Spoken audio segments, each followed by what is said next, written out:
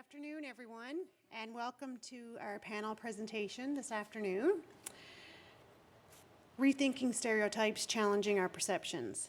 My name is Annette Johns, and I work with the Newfoundland and Labrador Association of Social Workers as the Associate Director of Policy and Practice. I will be co-moderating the panel this afternoon along with my colleague Lynn Power, who is the newly appointed Executive Director of the Association of Registered Nurses, Newfoundland and Labrador. Lynn and I have been moderating this session together for many years, and I'm pleased to say that this year marks the 10th anniversary of this wonderful partnership between both of our organizations.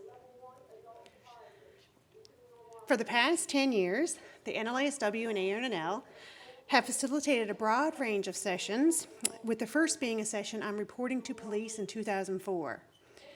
Since that time, we've covered a broad range of topics, including professional liability, sharing of information, violence in the workplace, disclosure and professional responsibility, mental health and stigma, technology, clients' rights and self-determination, living with risk, and addictions. Our session today will focus on stereotypes and perceptions. Our intention each year is to bring health professionals together to raise awareness of a particular topic and to encourage thoughtful consideration and reflection. In this regard, we've been very successful in our joint effort the past 10 years. Today's session is being offered on-site at the Health Sciences Centre main auditorium and throughout the province by live webcast. This is our second year offering the session by live webcast, and we're hoping that the use of this technology makes for a more positive and engaging experience for those of you who are attending from your home computer or office computers. While this event is co-sponsored by the NLASW and ARNL, we would like to acknowledge our collaborative partners, including the Newfoundland and Labrador Health Boards Association, who provided some of the funding for this event, and the Munn School of Nursing. The format of the presentation this afternoon is a combination of information sharing, reflecting on case scenarios, and if time permits, an opportunity to ask clarifying questions. We encourage you to think about the information in the context of your own professional practice. For those of you joining by webcast, please email your questions to educationwebcast2013@gmail.com at any time throughout the panel presentation, and we'll collect them for the question and answer period. So now, on to today's topic, stereotypes and perceptions. A stereotype is an oversimplified or broad generalization about a person or group of people. These stereotypes can be positive or negative. A prejudice, on the other hand, is a judgment about a person or group based on a stereotype. And discrimination is an action or treatment of a person or group of persons which is based on a prejudice. So we can see the full circle here. As professionals, we're all aware of the different isms, including sexism, classism, racism, ableism, and heterosexism, to name a few. Stereotyping is part of our societal discourse, and our ideas about individuals and groups of people are shaped by our families, the communities in which we live, our histories and lived experiences, and the media. And I'm sure each of you can think of a stereotype, an example of a stereotype in the media or through societal discourse. And when a client or patient presents for services, it is plausible that they too may have faced prejudices and stereotypes throughout their lived experiences, based upon appearance, their economic status, their race, their gender, or their sexual orientation. So what messages have people already received about themselves when they present for service? And what has been the impact across all of the social determinants of health in their lives? For example, housing options, experiences in education, or community inclusion. Have these stereotypes become self-fulfilling prophecies? And if so, how can we challenge these stereotypes that exist in society? And what about the impact of stereotypes which are more subtle and less obvious? So as you listen to the panel discussion this afternoon, we'd like for you to consider some of the following questions. What are some of the ways in which stereotypes are perpetuated in society, our communities, and organizations? In what ways might these stereotypes be impacting on client care? And how do we recognize when these stereotypes might be impacting on client care or service delivery? Can we unlearn stereotypes? Are there any ethical, professional, or legal considerations? And how do we challenge negative stereotypes, professionally and personally? So if we achieve one goal from our session today, it is that we will have raised awareness of the impact of stereotypes and perceptions in practice, generated opportunities for reflection, and continued dialogue in improving client care. I now have the honor of introducing and welcoming our panelists who are going to talk about this topic for the next couple of hours.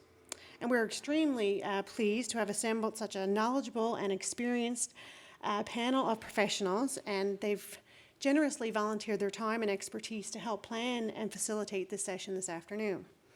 So I'm going to start on my immediate left with George Van Slyke.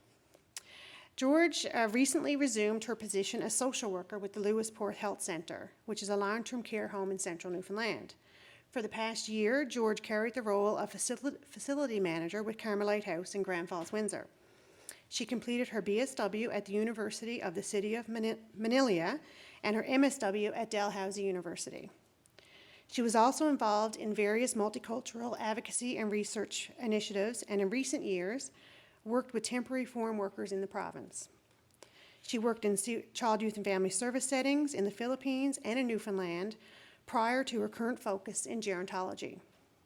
George will be continuing her work in gerontology in Nova Scotia this year, as she recently accepted a position as CEO with Grandview Manor in Nova Scotia. Nova Scotia's gain, for sure, our last. And next to George, we have Jill Allison. Jill holds a PhD in anthropology from Memorial University, and her work concentrates on medical anthropology and issues related to the intersection of health, technology, and social values. Combining experience from a long career as a nurse with an academic focus on health, Dr. Allison brings a grounded perspective to her research on topics such as infertility and reproductive technologies, healthcare as part of community networks and social ecosystems, the meaning of genetics research to people in Newfoundland and Labrador, and women's reproductive autonomy and access to safe birth control resources in underserviced countries. She has worked, volunteered, and done research in Nepal, Bangladesh, Mexico, Haiti, Ireland, Newfoundland, and other parts of Canada. Her current role as Global Health Coordinator in the Faculty of Medicine at MUN combines her academic interests and global health experiences in her work to promote health equity and social justice at home and abroad. And last but not least, next to Jill, we have Carrie Majed. Carrie was appointed Executive Director of the Provincial Human Rights Commission in July of 2008. Prior to accepting this position, Carrie articled in Ontario and worked in private practice in Newfoundland and Labrador. A graduate of the University of Waterloo in 1994 and the University of New Brunswick Law School in 1999, Carrie was called to the Ontario Bar in February of 2001 and the Newfoundland and Labrador Bar in October of 2001. So welcome to each of you. What a wonderful panel. I'm really looking forward to the presentation this afternoon. We started planning for this back in September, and once we had our great panel put together, we knew we were on the right direction to a wonderful panel this afternoon. So I'm now going to hand things over to my colleague, Lynn Power, who's just going to provide some information on the format for this afternoon.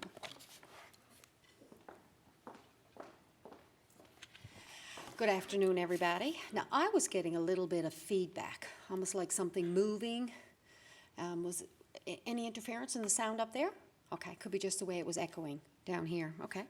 And we do have an opportunity for those on webcast to send in questions, and that should be on your screen, showing up every now and then. But the same way, if there's any technical problems that you need to tell us about, you can actually send it into educationwebcast2013@gmail.com. So that's where we're taking questions, but if there's any issues, we can go there. So I'm just going to take a minute before we start our panelists off, but I want to say to you, when as well said, is our 10th year of getting together and doing this, and we always say, now what's out there? What interests nurses? What interests social workers? What's out there that's sort of gray? Not a black and white, what's the simple answer? Where do you cause your dilemmas? And when we talked about stereotypes and the biases, and I think Annette did a good introduction on it, we actually started with smaller items. You'll hear a combination of small, stereotypic bias views right up to the larger ones. But what got us when we really got sold on the topic was labels we may use. a frequent flyer coming into the merge. That's a stereotype. All right? You know, those simple things, ageism, yelling at somebody who's 80 years old just because you think they may or may not be able to hear you. So it was all of the range. So we really got engaged. We really got great discussion. And then it was, whoa, what kind of cases? Where could we go with it? So this year we decided to do a little bit different. This year we're going to have the panel reflect on a wider range, let them have a little bit more latitude rather than a set scenario, just so that they can throw in different types of commentaries for things for you to think about in your practice environment or in your work setting, so that you can gather some of the information today and apply it. So again, the way it works is that it's not a debate. It's more of a presentation style. We'll rotate between each of the speakers. They'll start off with just giving you some important information you need to know. So it very well may be a piece of legislation, a policy, some historic thing that has occurred, but they'll give you some of the salient information that you should have in the back of your mind as you consider this topic. So after we do that cross-panel presentations, then we get into the two cases, and myself and Annette will change gears, and I'll lead one, she'll lead the other. And then we will have an opportunity for a few questions at the end. We usually try to say we'd like to have clarification questions, something you weren't clear on, rather than new scenarios just because of the time limits. But we encourage you could always email it in if you have a question later, or contact your regulatory body if you're with the nursing or the Association of Social Workers, or if you're with any other discipline. This was certainly wide open. If there's some practice sort of relevant thing, maybe you might want to follow up that way. So I mentioned that the questions for those on our webcast is at educationwebcast, all one word, 2013 @gmail.com. And like I said, it should be on the screen. And the only other little formatting thing I want to mention is we do have evaluation forms. There are some in the room. Annette, are they? Okay, we have them here, and we'll distribute some, because we'd love your feedback on how you found the session, and in particular, the very last question, what's the topic you'd like done for next year? So we'd love your contributions, and they are on our respective websites, so you can actually do them online as well and fill them in if you don't fill them in today. So I encourage you to give us your feedback, and that is helpful for us planning and looking at today. So I'll move right over now into the panel, and George is going to start us off. My English very little. No, I wanted to start that just to see how you would react, because it's so easy to. I'm sure if I say that, a lot of people, when I start talking like that, I'm sure they believe me that I can actually speak English because I look it, right? But I would like to start my presentation with a quote from Thompson, which actually stated that, there's no middle ground in our profession. As a healthcare professional, there's no such thing as a middle ground. Either our intervention adds to the oppression, or it goes in some small ways in easing or breaking the cycle. And I know that I've presented about anti-oppressive practices, including stereotypes, several times for the past 2 years. And some people have said, we've heard about it, we've saturated the point, go on, move on to another body of knowledge. But the thing that's funny is that we may have a head knowledge of how fighting stereotypes should work. We may have a head knowledge of how anti-oppressive practice should work, but are we actually doing something about it? Are we challenging the remarks or jokes that we're hearing around us? Are we using terms like bed blockers, frequent flyers, or demented person? Or are we stopping and asking questions to ourselves and to the people that we work around us, if that's the right thing to say, if that's the right thing to do? And I don't think we're there yet, so I'm sorry, I'm going to have to pound it until we actually get it. So anyway, let me start again. After that quote from Thompson, Annette has briefly mentioned the definition of stereotype, and I have the origin of the word was actually from 1798, and it was coined in a printing press scenario, and it's defined as a method of printing from a plate. So basically, it is a production of a perfect replica or an image of something. Now, this definition has evolved into a set of inaccurate, simplistic generalizations about a group that allows others to categorize them and treat them accordingly. That's from dictionary.com. But anyway, so based on that definition of stereotypes, there's two kinds. There's overt kind of stereotype, like looking at an older person or somebody with physical disability or somebody from a different racial background. Those are the more obvious kinds of stereotypes. But we're also facing with a lot of emerging and subtle stereotypes that our environment has evolved into using and thinking, such as if somebody with chronic pain, for example, or somebody who complains about scent, or somebody with the way the person dressed or the way the person talked. Like we have coined a lot of labels and names to these kinds of presenting problems to like our day-to-day life. So that's what the stereotype has evolved into. It can also be positive or negative. Like we're all familiar with the negative kind of stereotype, but are we familiar with how positive kinds of stereotypes can also negatively impact our service recipients? Like one example would be, for example, oh, you're all immigrants are hardworking, right? Like, for example, we try to use this statement, all immigrants are hardworking, and yet we are presented with a service recipient or a client who was actually there because they needed income support or they needed welfare assistance. So, so by the fact that we are reinforcing potentially positive stereotypes, it's actually negatively impacting that person because now the fact that they're asking for help, financial help, is making them a deviant of the norm that we have stated. Another example of a positive stereotype that we know we need to be careful of is oh, you're from this province. I heard people from this province are very friendly. And yet this person who's coming to us is actually presenting with a social anxiety disorder. And so by the fact that we're already saying these kinds of statements to make them feel better or maybe make them feel like we understand who they are, we're actually making it worse because we are already labeling that person as part of a set of group of standards that we are pointing out when we're saying these things. So those are the two things about stereotypes. Now, if I would like to go back to the anti-oppressive piece, I started doing public speaking when I had this course at Dalhousie, and it's called the anti-oppressive course there. And when I started the course, I was like, yes, it's my turn. Like, of all the oppression that I've had in my whole life, look at me, visible minority woman, I should be entitled to some victim party, right? But then the reality is that the thing that changed the way I think, it changed the way I presented myself as a professional is that I realized that although I've had experience of oppression, with the power that I have as a social worker, as a healthcare professional, I too have the power to oppress other people based on my own prejudice, based on my own bias, and based on my own set of privileges that I was not able to name until that point. So I guess the basic line that I would like to impart to all of you is that if somebody in this room or even the ones that are listening to us right now would say, I have no prejudice, I'm pretty, non-judgmental, non-biased, I would like for you to stop and just ask yourself again, is it true that I have absolutely no prejudice, that I have absolutely no bias of the world around me? Because these kinds of things, prejudice and stereotypes have been, we've been socialized to have these things.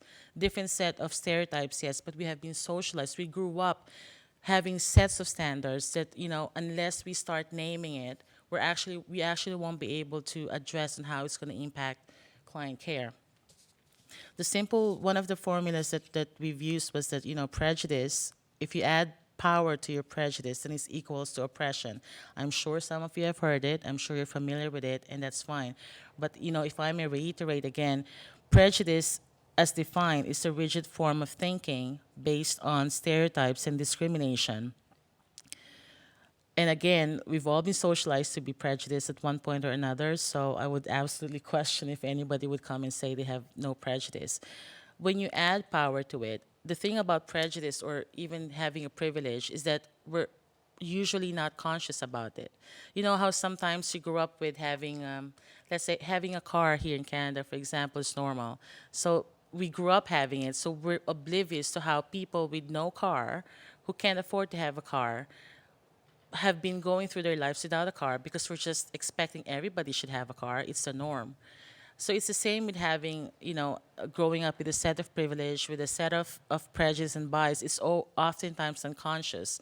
So unless we actually start being reflexive in our practice and questioning ourselves. Okay, I said this. Was it right? Where was it coming from?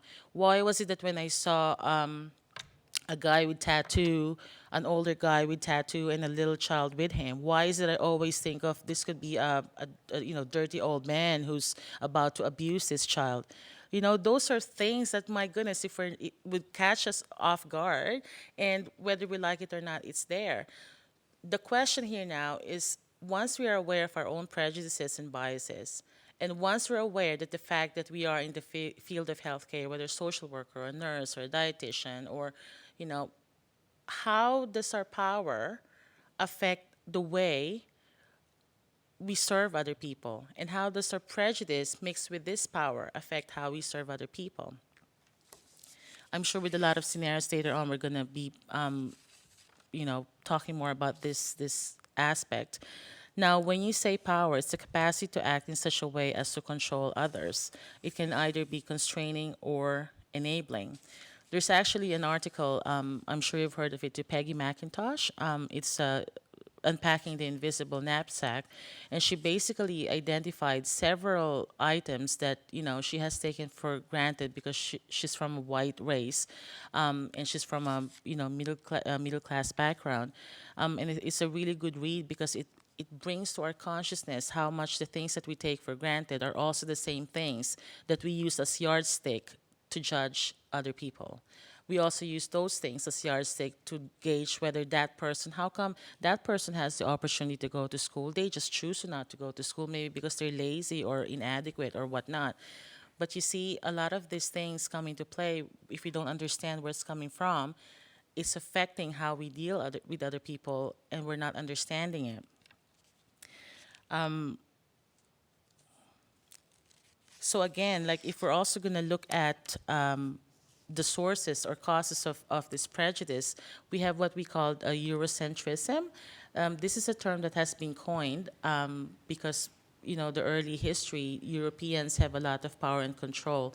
And the fact that we have these isms against, older people, against people with disabilities, against women, against, people who have people who are homosexuals or LGBTQ, like all these things is actually a reflection of a particular group of people who have these biases, who in turn translates these biases into certain powers like policies or educational system, the way religion was developed and put in place. All these things became structural oppression, which in turn serves to just reiterate the biases that a certain group of people have. So from a personal group of people standards, because they have enough power to do it, it affected how the society was shaped, which in turn shaped individual norms and culture of not just that particular society, but also the places where they're actually involved in, or the place that they have influence in. So now the question back to you before I end, I'm not sure how much no, time you're I good. have. And if I don't have enough time, I'll No, you're make it good. up for later. The question that we have now is, okay, we're going to say we're just an individual healthcare group or healthcare professionals. What I need you to think at this point is that with your own individual biases, with your own individual power, you have to understand too that the fact that you have the information, that we hold the information, it means we hold a certain sense of power over people who needs those information. The question now is, if we are going to keep perpetuating, perhaps unconsciously, all the stereotypes and biases, how is it going to affect the people that we serve? And by the fact that as a healthcare group, if we are going to remain unconscious of all these stereotypes, and if we keep saying, even by joking, oh, hurry up, Grandpa, when somebody's driving slow in front of us, right? Like these things, oh, it's so funny, it's just a joke. No, it's not a joke.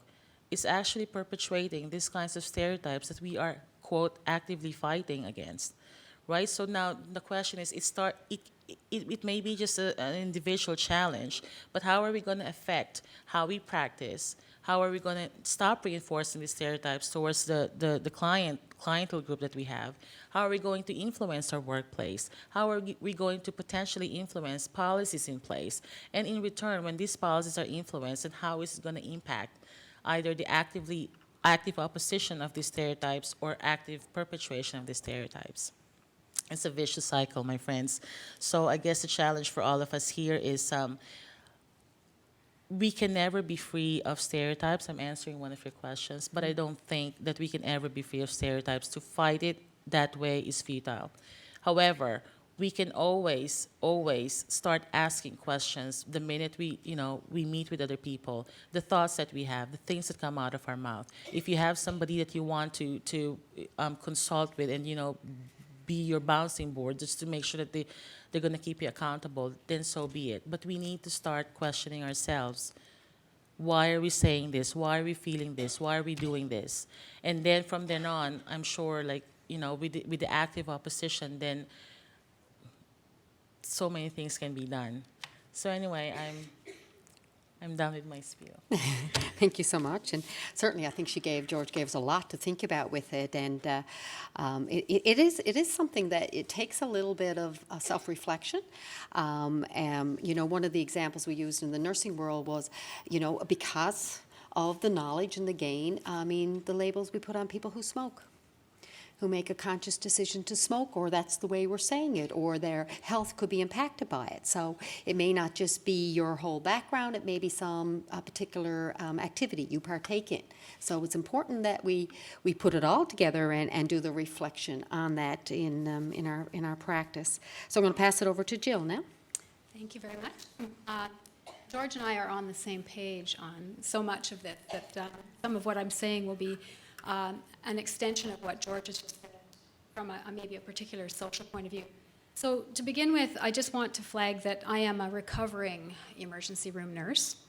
I was addicted to nursing for 25 years, and I did have my fixes in both urban and rural centers and in low resource contexts in many different countries. And it's been a challenge for me to stay away. But now as a global health coordinator, my role is really to increase the awareness of health inequities and promote health for all as part of a social justice and social accountability mandate. Social accountability is a phrase that gets used a lot in medical education these days. I'm not sure if it's found its way into the parlance of nursing education and social work so much, but in medical education it's become a very important concept. It means being responsible to the people and the communities in which we work.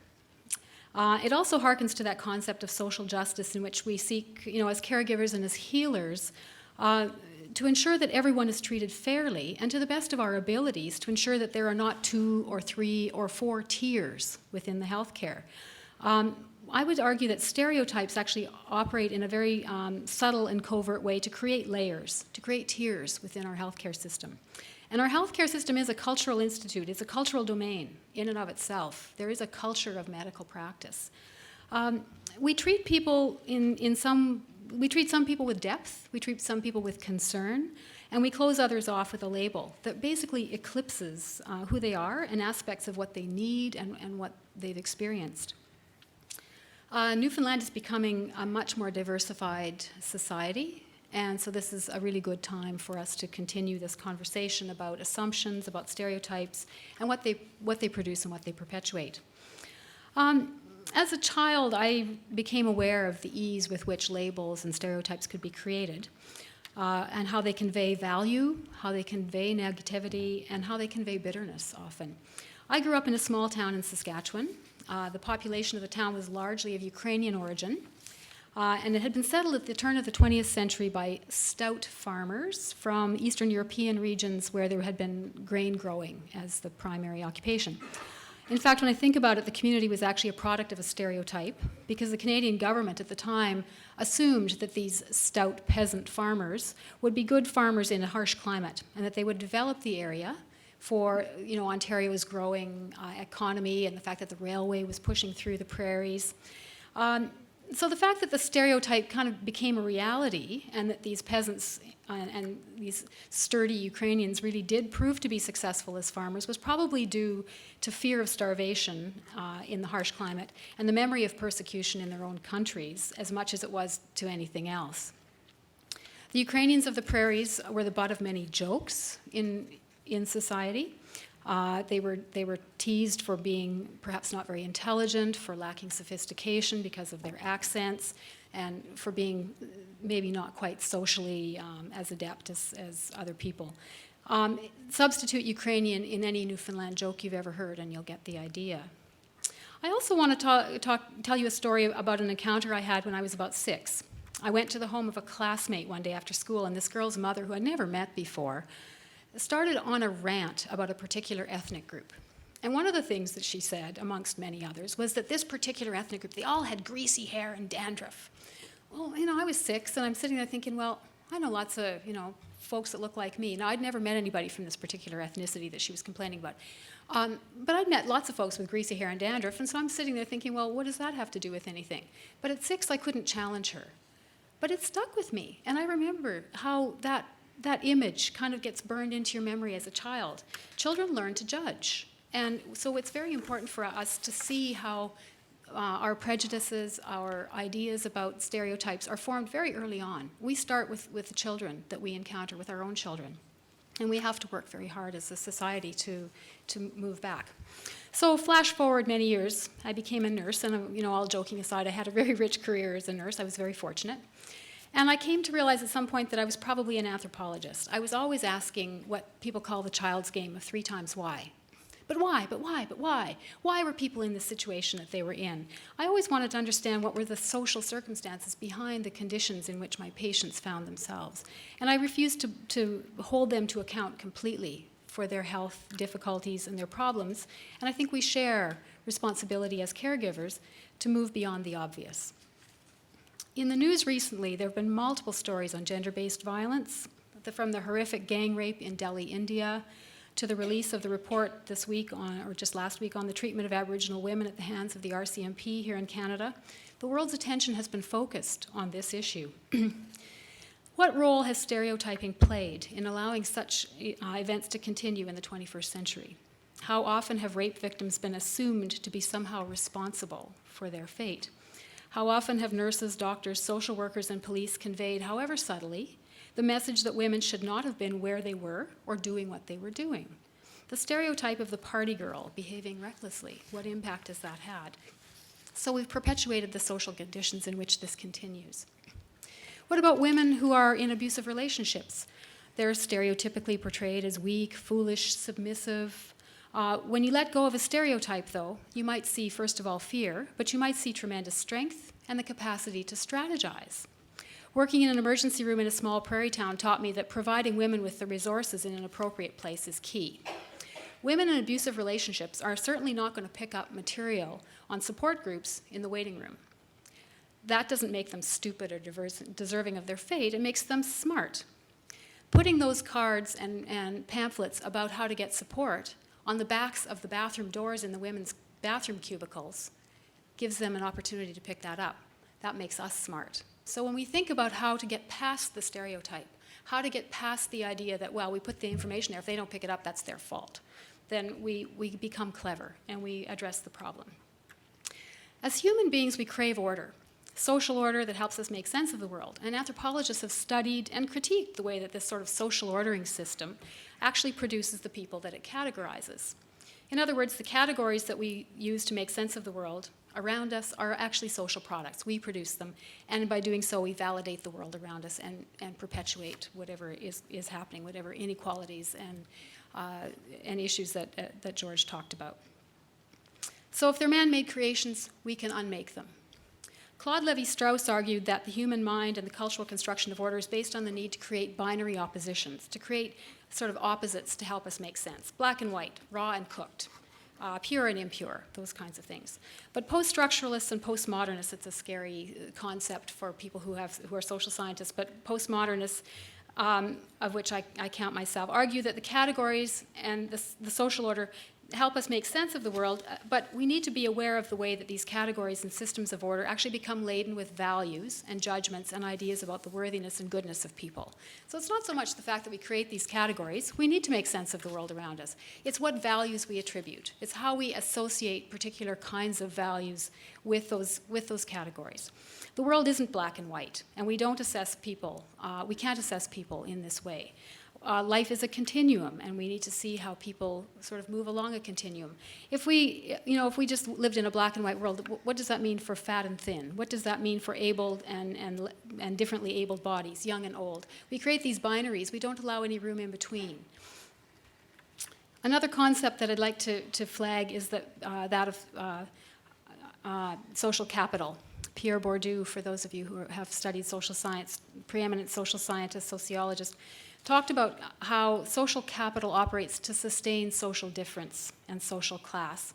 So this is a kind of stratification in our social world, and it may be invisible to many of us, but very real to others. So we develop these social skills. That becomes our social capital. And we use these social skills as a kind of currency, and we use it to navigate the social world.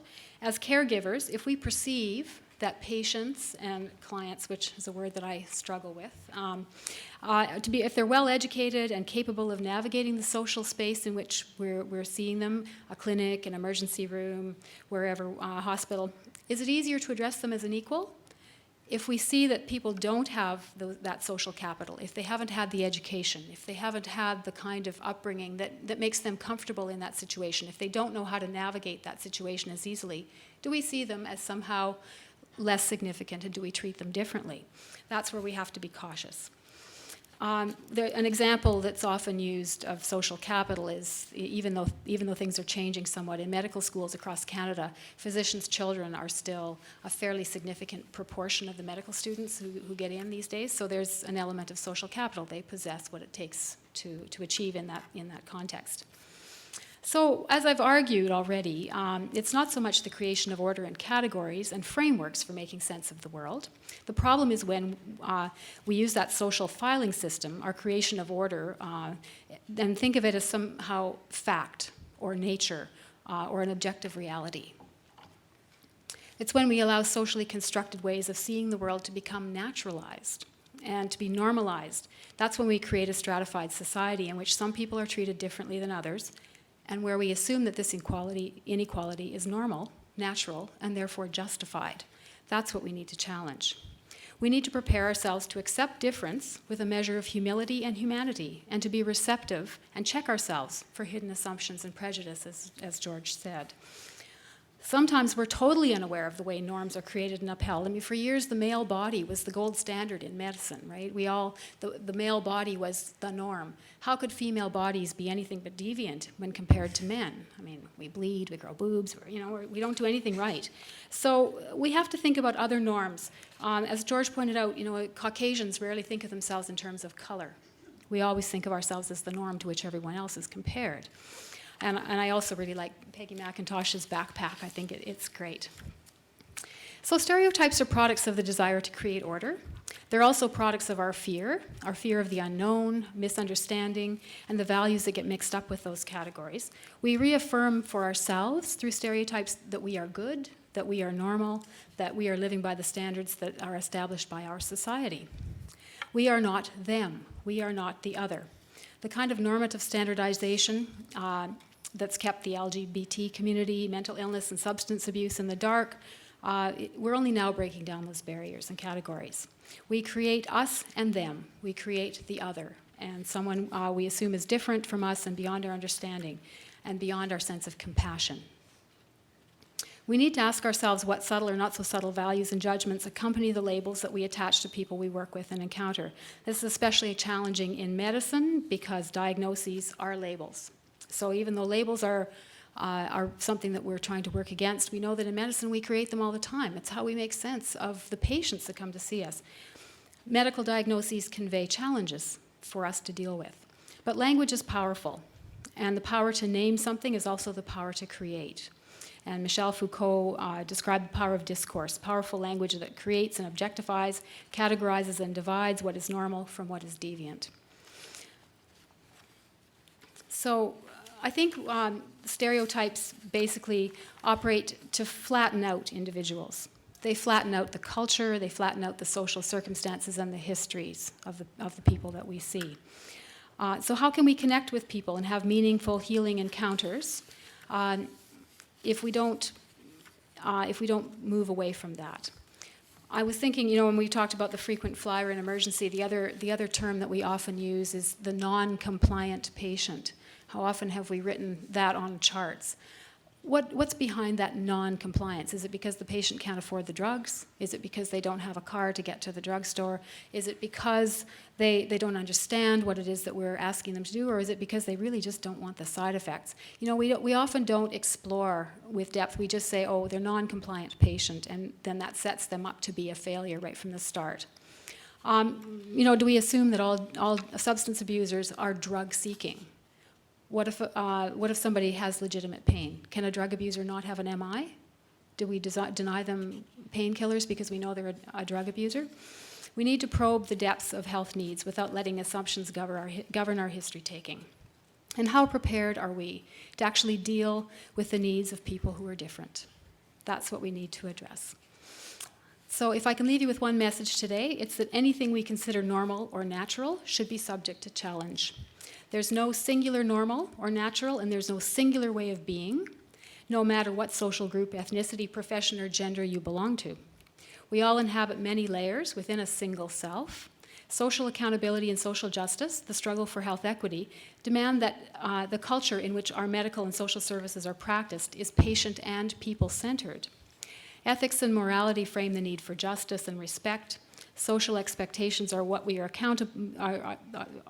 demand that we are accountable and fair, but first and foremost, we owe it to others and ourselves to treat people with dignity and humility.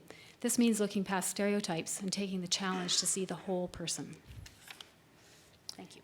Thank you very much, Jill. Another very in-depth reflection. And again, just pulling it into the whole spectrum. Another one of the pieces that we talked about, and I think Jill did a really good job of talking about how the social class and the culture that we're in, we've had our own, if you want to call it that way, again, in terms of labels.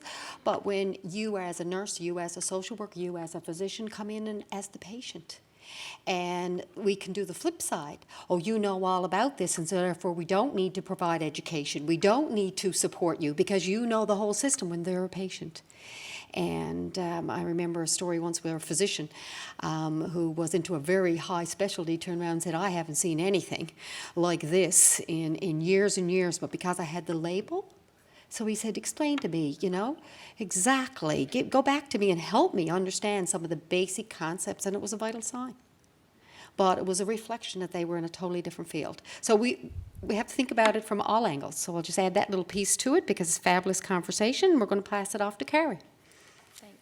Thanks. I'm just going to start with a little story about something that George mentioned about positive stereotypes. We first moved here in 2001 because of my husband's job. And when I first got here, I'm from Ontario originally, everyone assumed that I was a doctor because I'm brown.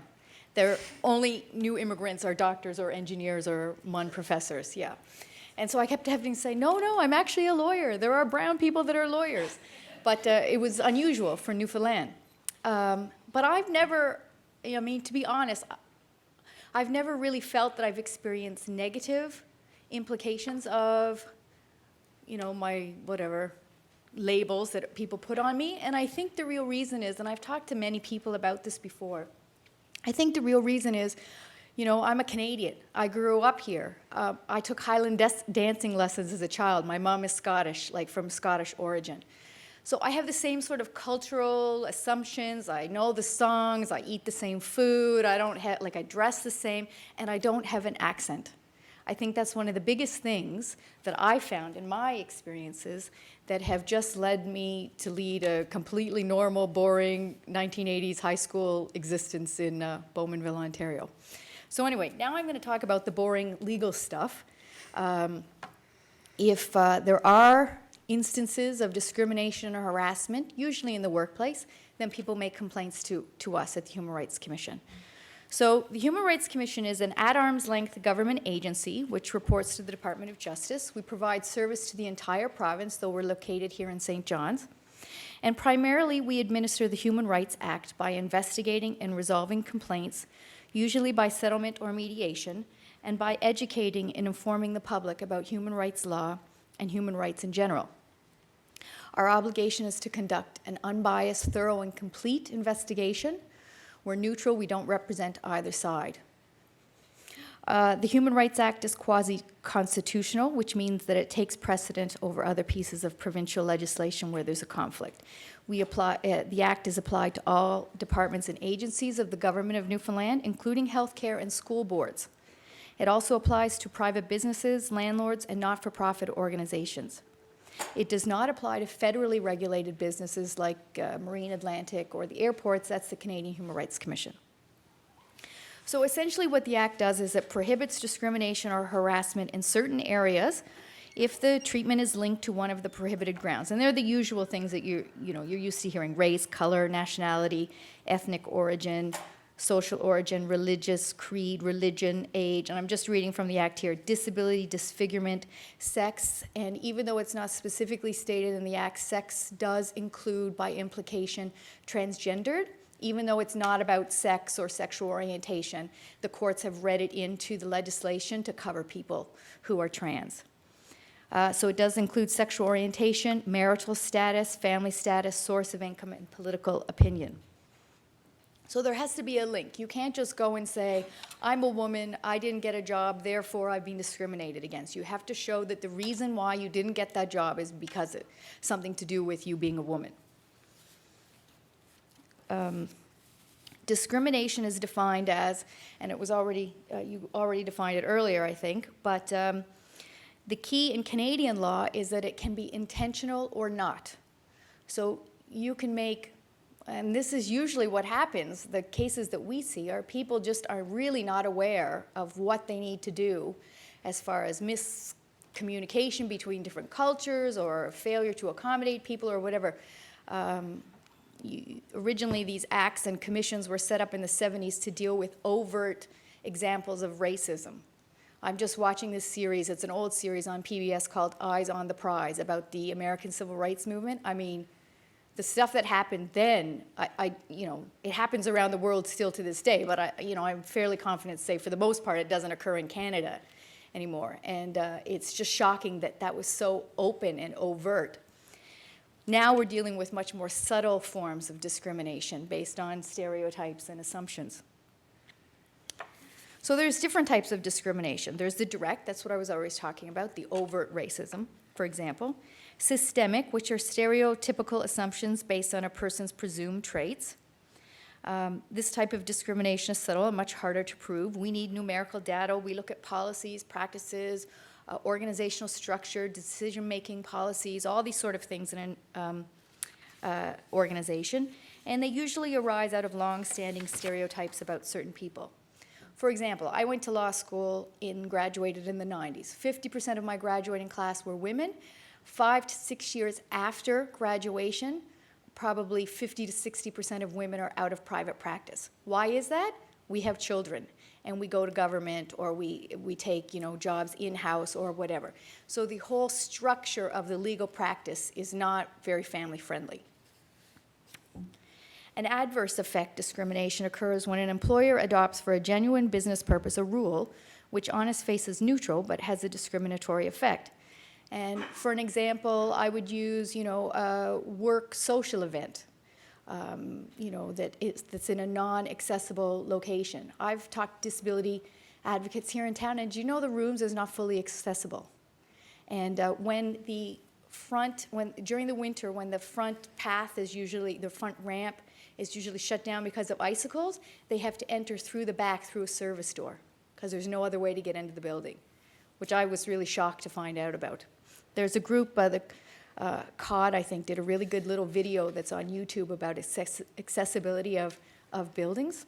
Anyway, so say if, for your business, you have to go and, as part of client development, go to these social events to try and attract clients, say, for instance, and you can't even get into the building.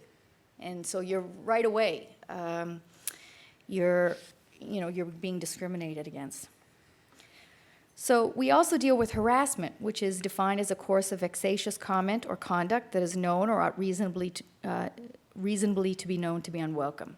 You can be harassed or discriminated by your employer, by a coworker, by, in this case, in the healthcare profession, by a patient. So it can go both ways. You can do it to them, they can do it to you. 2 examples. There was a case from Ontario called Clarendon Foundation, which dealt with a number of grievances by a personal care attendant against his employer.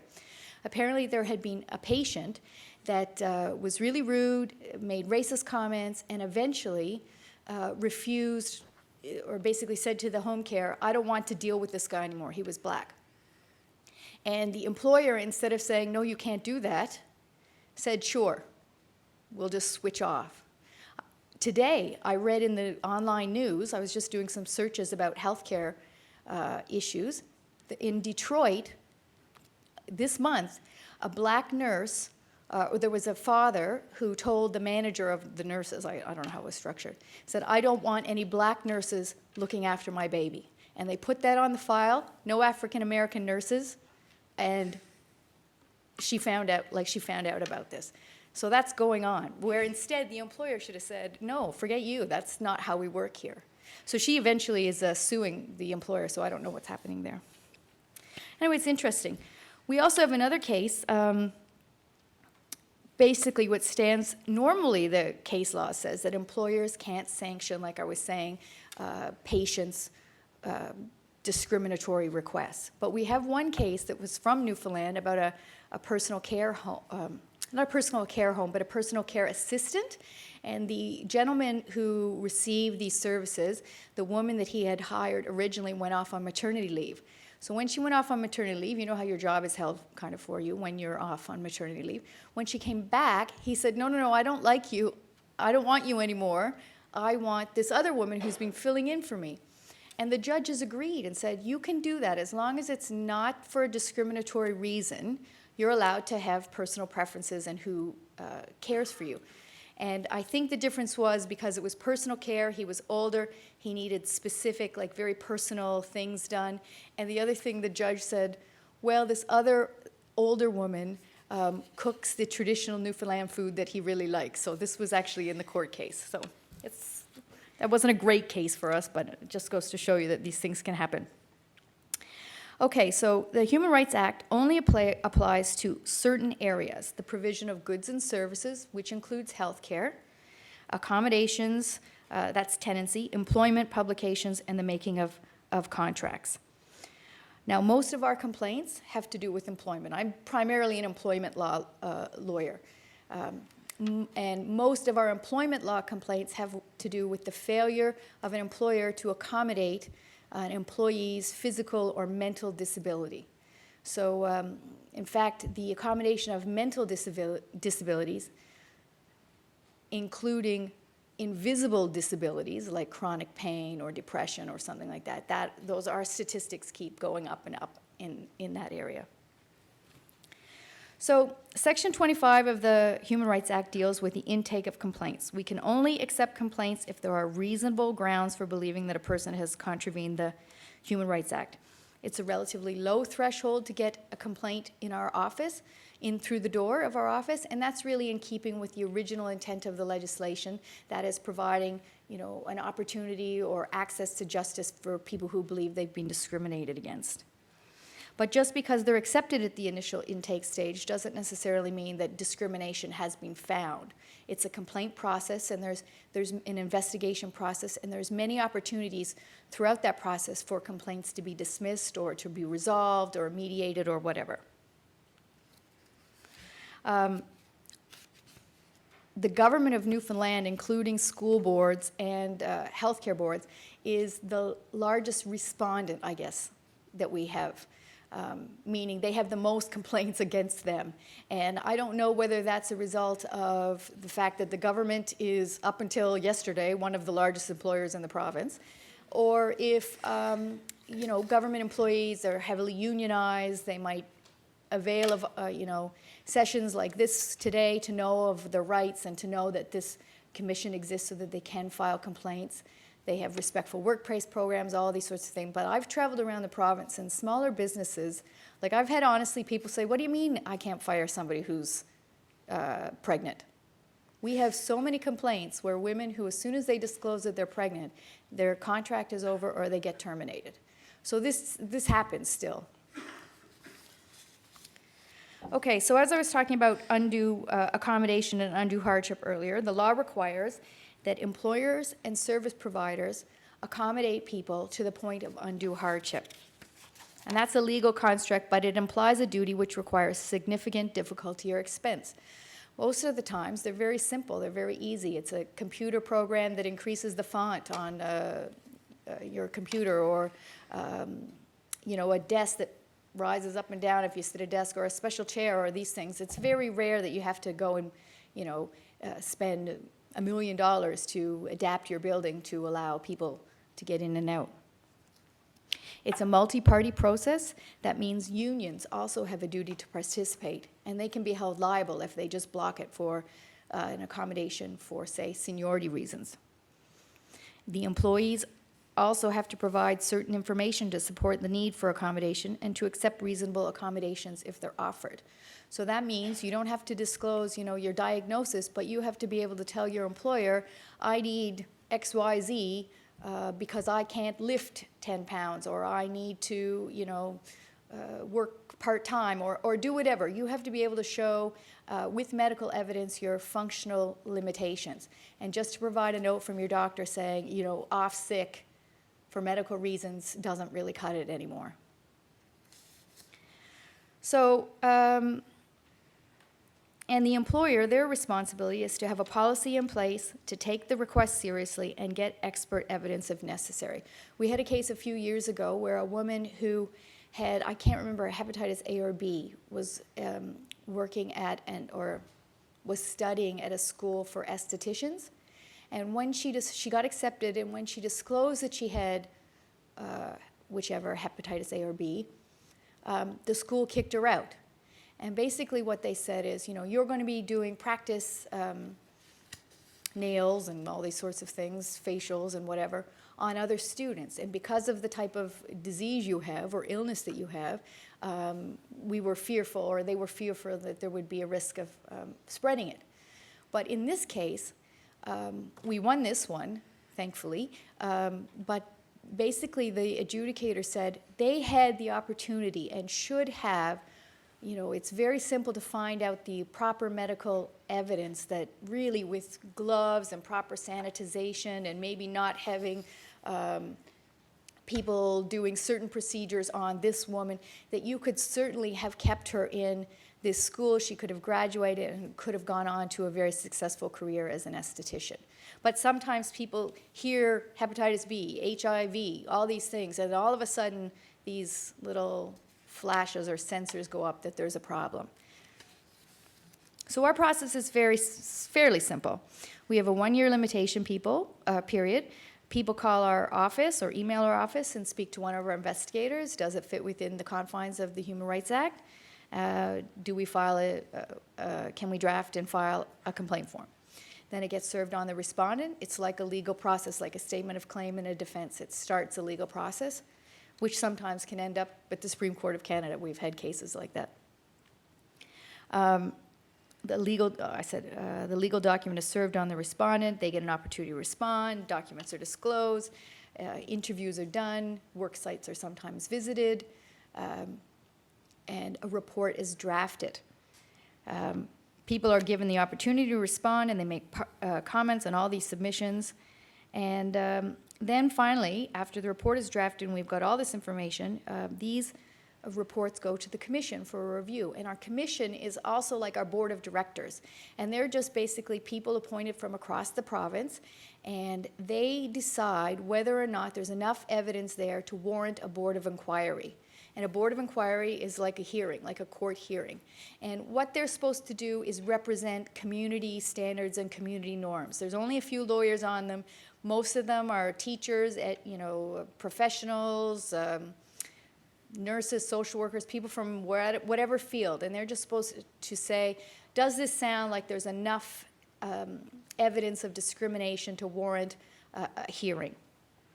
If there is, it goes to a board, and the witnesses are called, testimony is sworn, and a decision is rendered. So it can get quite complicated. Initially, these commissions were set up, these adjudicative tribunals were set up like the labor board to provide an inexpensive, simplified process to resolve matters. Unfortunately, once lawyers get involved, they're no longer simplified, And these things can take years. We have some complaints that have had preliminary, interlocutory applications on how much medical information should be disclosed. And so it can drag on for a long time.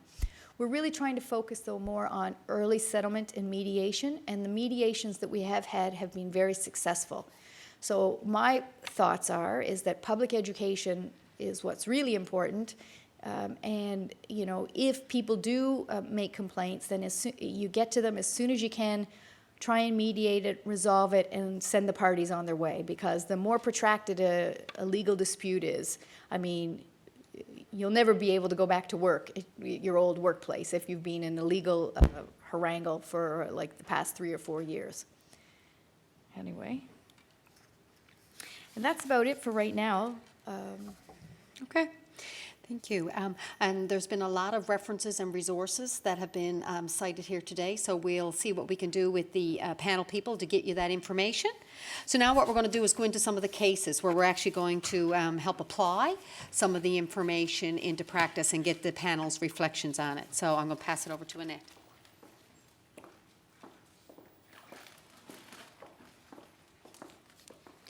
And thank you again, George, Jill, and Carrie. A lot of great information to reflect on, right from the personal to the professional to the human rights aspect of what we're asking people to reflect on. So thank you. So we're going to switch gears and present a couple of cases, and they're really meant to stimulate some further reflection, some further thought. And so I'm just going to talk about the first one, and each of the panelists will then have an opportunity to respond as well. So you are a healthcare professional working in emergency.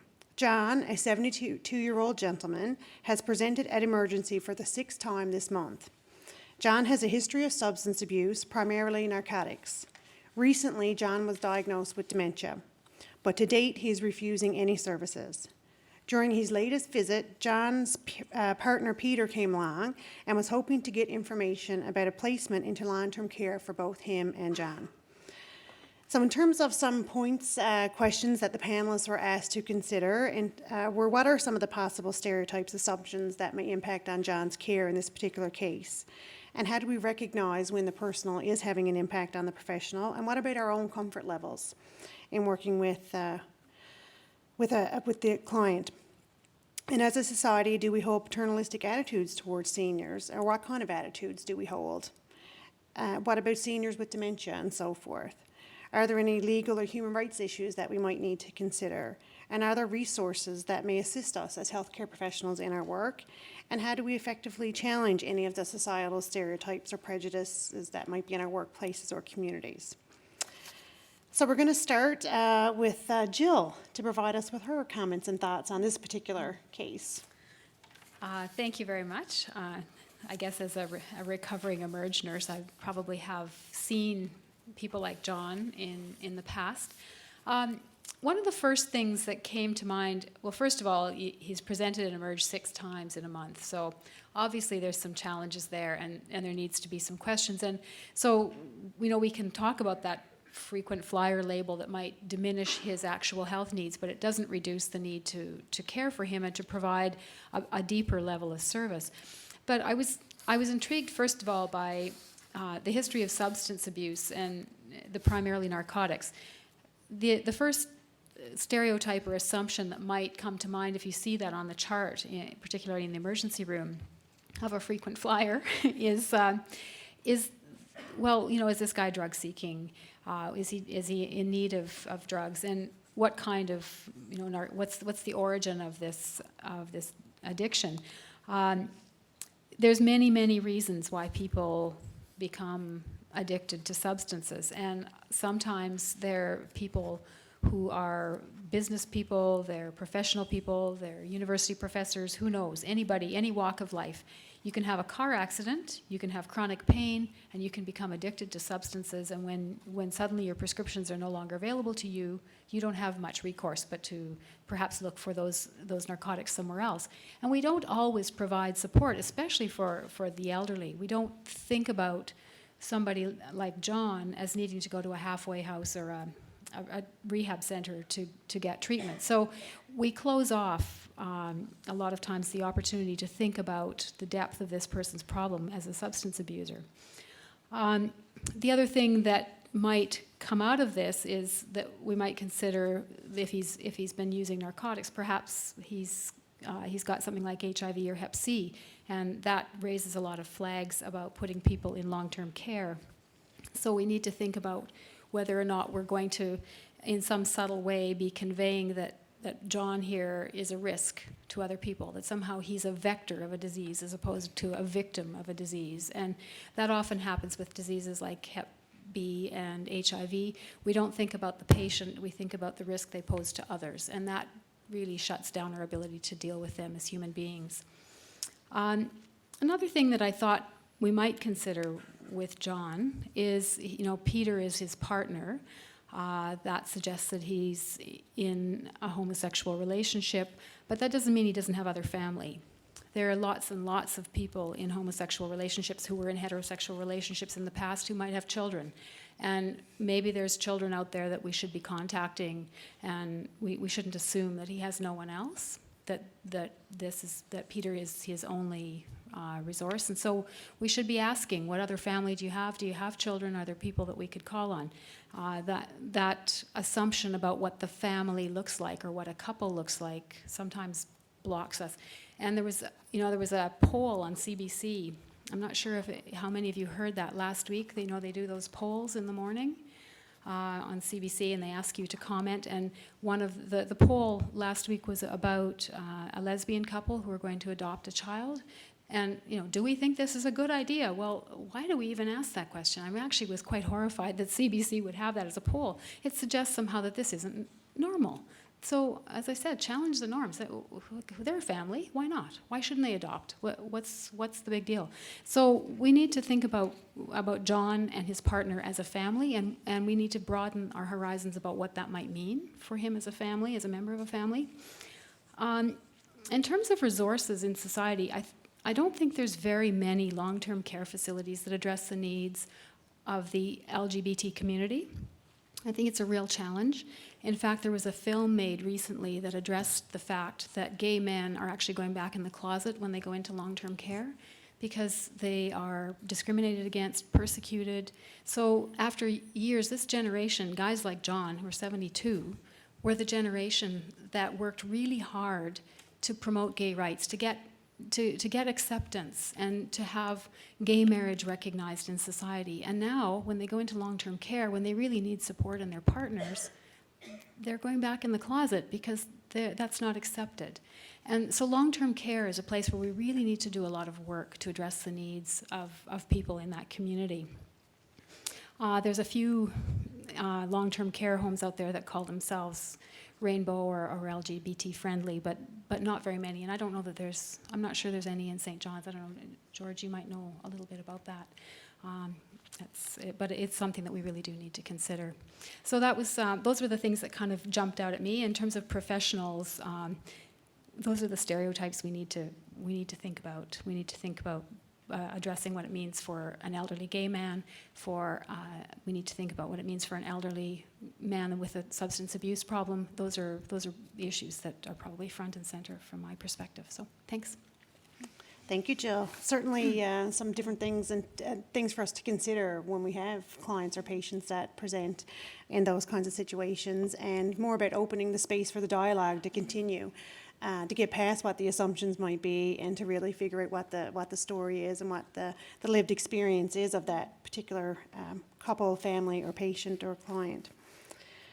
Okay, moving right along now to Carrie. Okay, thanks.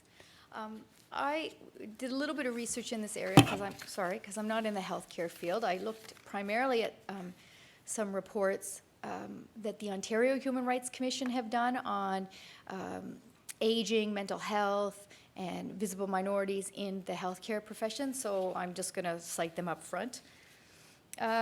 With respect to age, Jill has already talked about some of these things, but people in these reports describe being treated as if they were less intelligent, less capable of making decisions on their own.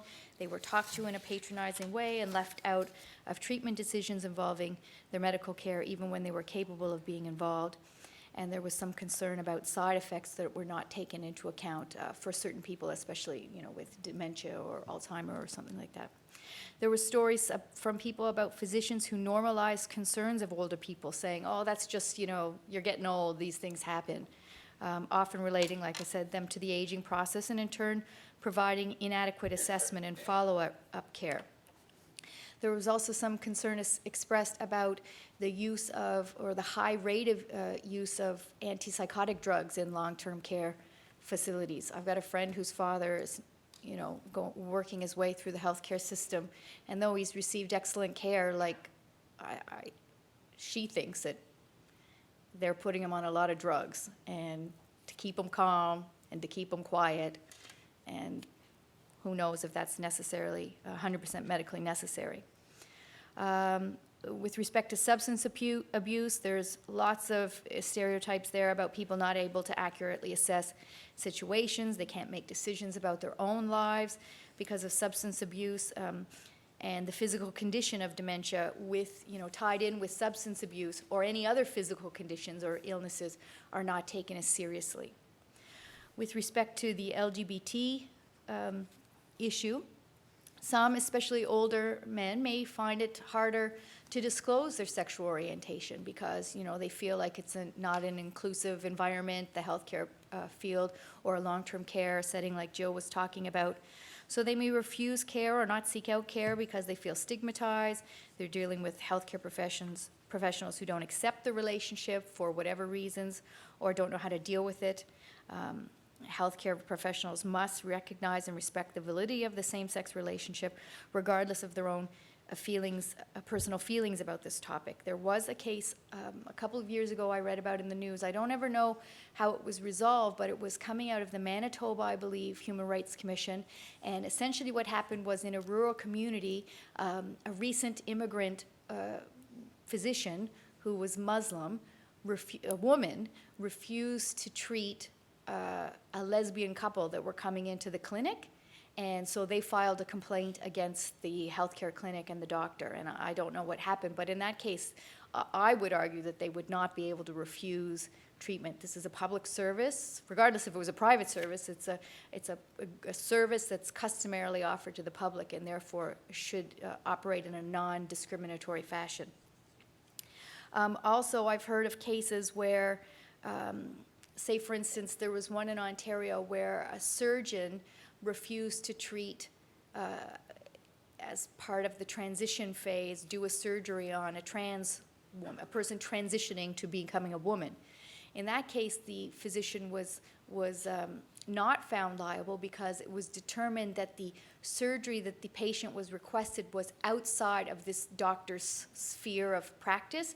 He would have had to go back and done extra training and done all this sort of stuff to be able to complete this specific type of surgery. So for those reasons, it was found not to be discriminatory.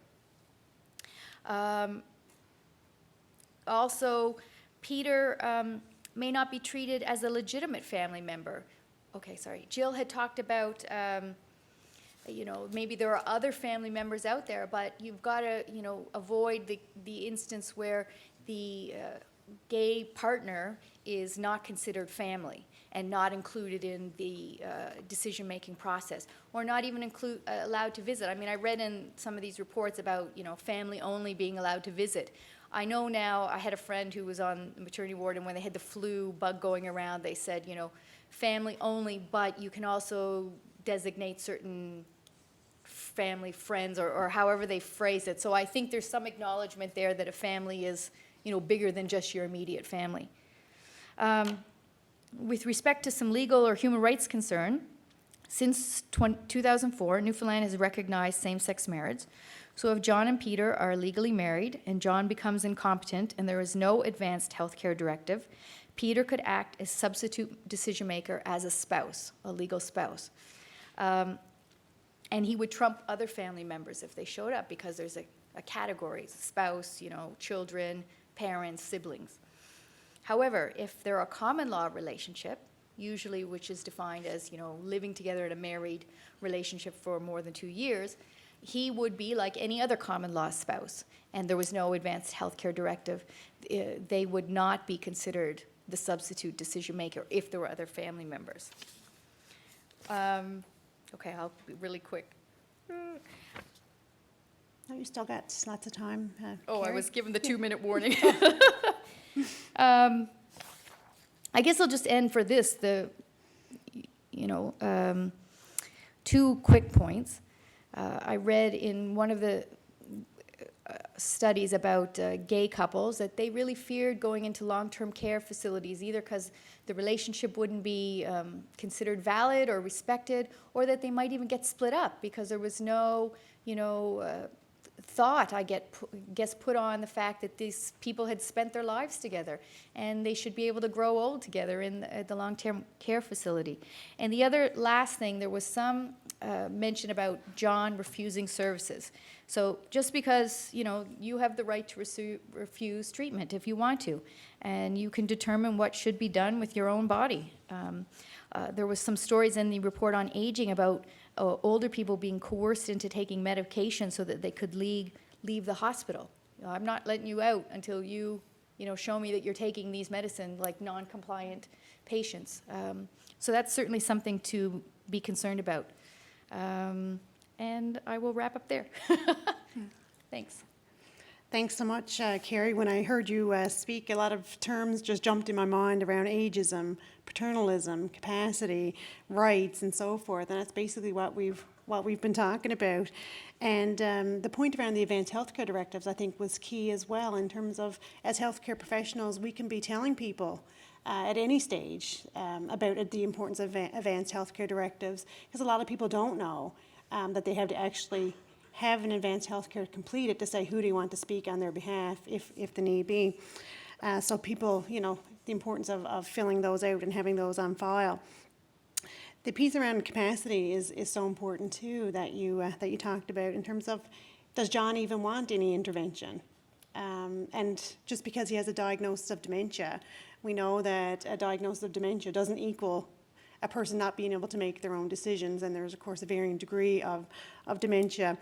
And I read recently a report from the Alzheimer's Society of Canada. The social worker with them was talking about the stigma of dementia and how clients who had dementia felt that they were being stigmatized just because they had that diagnosis of dementia, and what that meant to them in terms of their family, community support, and so forth. So thanks again, and now we'll pass it on to George. I was about to say, if Jill is a recovering nurse, emerged practitioner, I'm a recovering ageist. Because I remember when I was starting school, I said to myself, I'm never going to be able to work with older people because they're old, they're dying, they don't need any intervention. I need to be more involved in highly complex care. And look where I am working. Look what I want to champion at this point. Because really, it's such a lie that, I'm hopefully recovering from. But anyway, let's look at the facts of the case. It's a healthcare emergency scenario. There's this John, 72 years old, 6 times in 1 month, refused services, history of narcotic abuse, has dementia, and has same-sex partner, Peter. Some of the stereotypes and assumptions, just by looking at this scenario, that jump at me, that could be in your minds as well, is number one.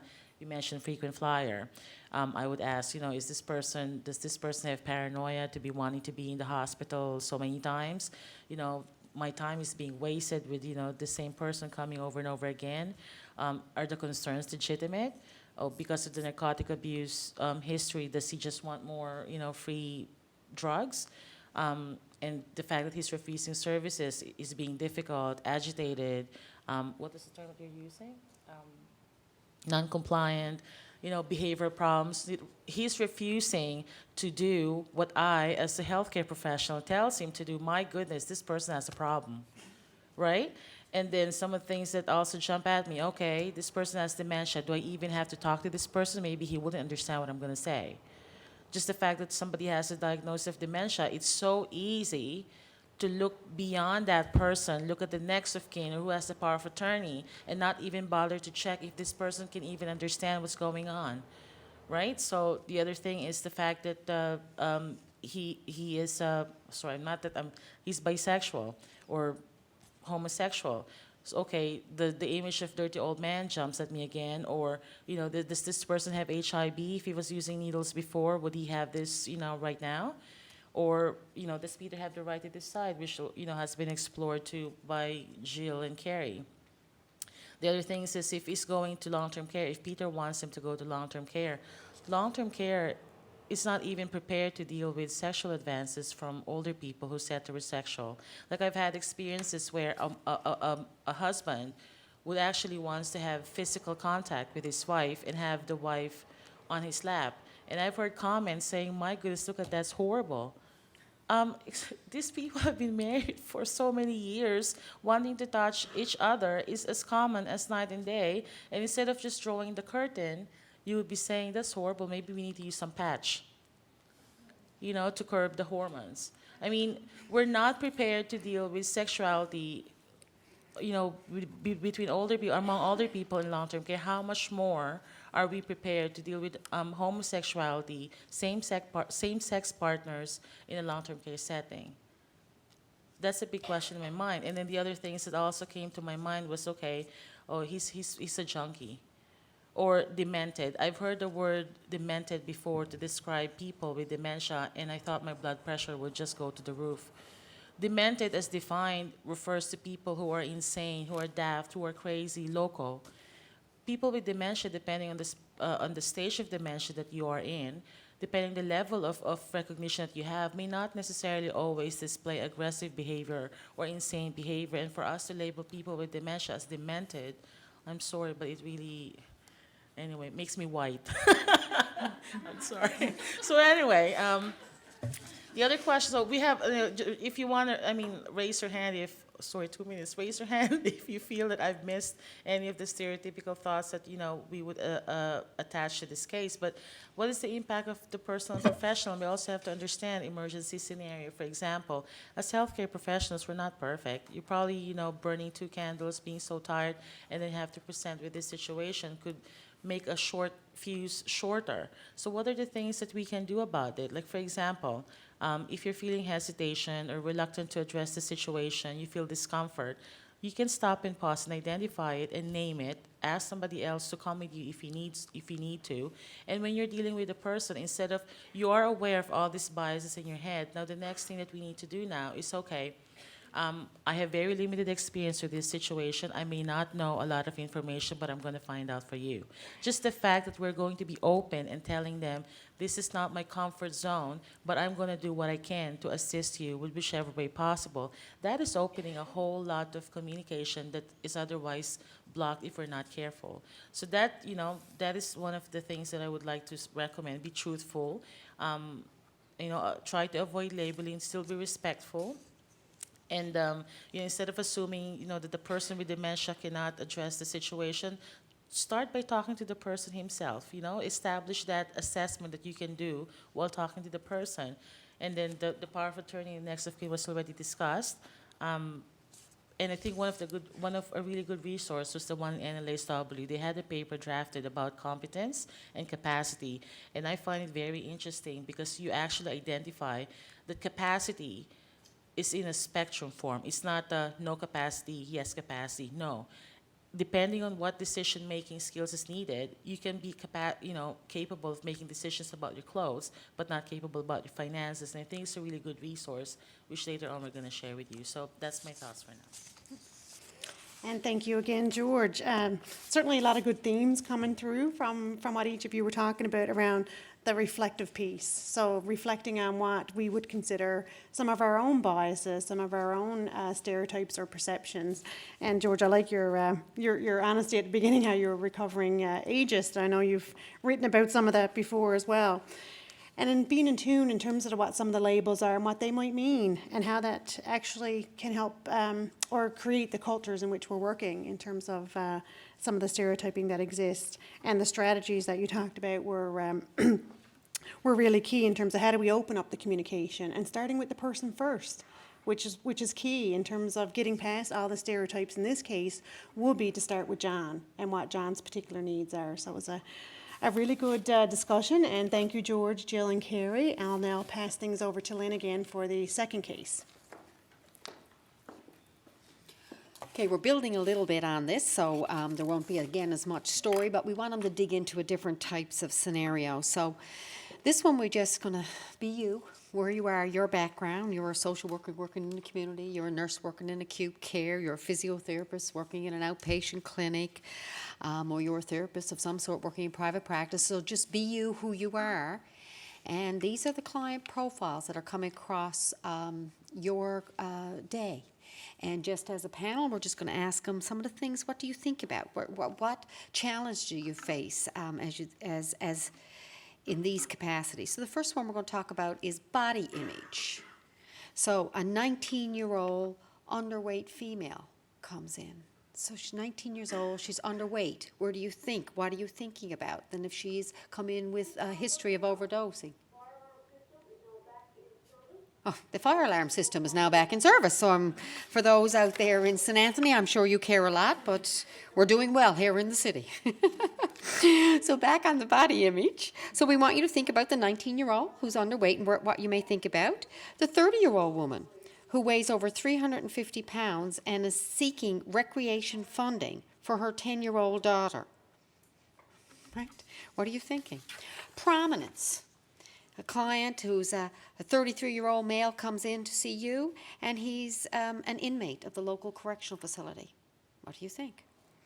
A 45-year-old prominent politician in the community crosses your desk. So prominence, how are you looking at things? Manner of dress. A 28-year-old woman who presents to the emergency room with a child with a broken arm. And she's dressed impeccably, or she's dressed in what you may label shabby. What do you think? The 16-year-old who's dressed in the goth. Where do you think? Culture. A 25-year-old female of Aboriginal descent who crosses your path. A 45-year-old male who doesn't speak English and appears agitated and upset. Different types of scenarios we're going to present in, and they'll touch on a few. They obviously won't have time to touch on them all, but they'll make a few comments about some of these things that we can think about. So starting this particular case off, Carrie is going to start us off. Okay, thanks. I was going through all these studies and, the cases, and some of them, like, say, body image or prominence in the society, those aren't necessarily prohibited grounds like I was talking about earlier.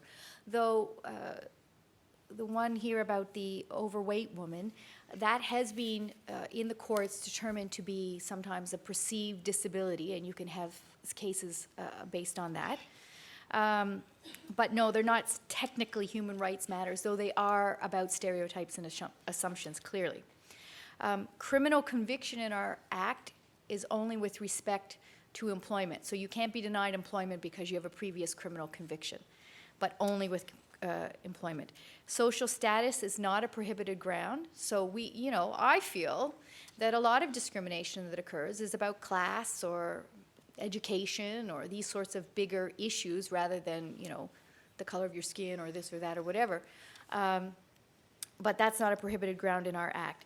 Source of income is a prohibited ground, but that is strictly defined in the Act as to being in receipt of social assistance. So the reason why it was put in there was to say if you're denied rental accommodation, it's because you're on social assistance.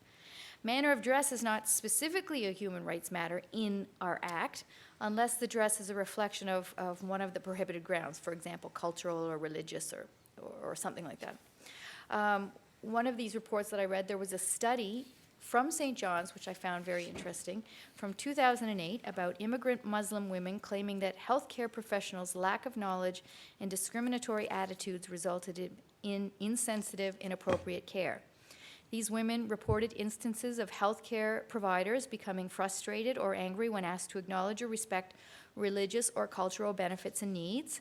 Example, the preference for female healthcare providers, the need for privacy and for remaining closed during some assessments. Some were subjected to insults and stereotypes that left them feeling embarrassed and ashamed. Healthcare providers would have a duty to accommodate to the point of undue hardship in these instances. So, for example, if somebody said, I'd prefer to see a female doctor, I can only speak for myself, but I would prefer to see a female doctor for female issues.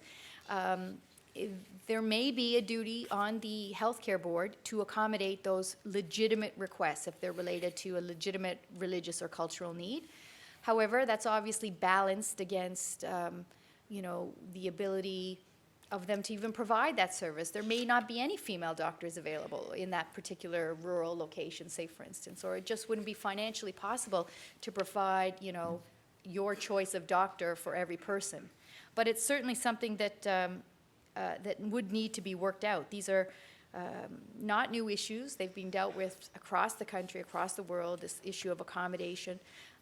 So the answers are out there. You just sometimes, like George said, you know, stop, say, I'm not really sure what to do in this situation. I'm going to find out further information. I think that really works well in most situations. You know, for a healthcare provider, I think to simply say, forget it, you get whatever doctor is on duty is not sufficient anymore. You know, there are other religious and cultural things that need to be dealt with. Another stereotype about manner of dress is, say, if you're wearing a headscarf, a hijab. You might assume that that person is from an oppressed culture where their husband is calling the shots. I don't know. You know, that's just something that comes to mind. I mean, you're not used to seeing people. I'm sure you've now seen the, you know, the St. John's city is changing as a city, right, over the past number of years. I mean, I've seen people walking around in the full head-to-toe kneecap, is that what it's called, with just the eye slit. So, I mean, that's really something different for us here. How do you deal with women that come in like that and need appropriate care? The Aboriginal woman brought in by the police, there's many studies that show that their assumptions about Aboriginal people and culture shape the patient-provider encounters and quality of care. Stereotypes exist that violence and substance abuse is an inherent attribute of Aboriginal culture, therefore a causal factor in illness, which can result in a patient's concerns being dismissed, misdiagnosed, denial of care, poor relationship, which results in a reluctance to access health services due to a fear of stigmatization and mistreatment. A non-English speaker who appears upset.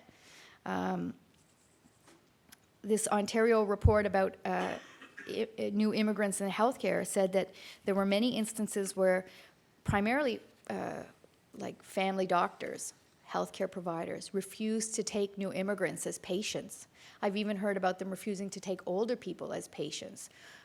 Because they feel that, you know, because of the language problem, that there would be more problematic or time-consuming patients.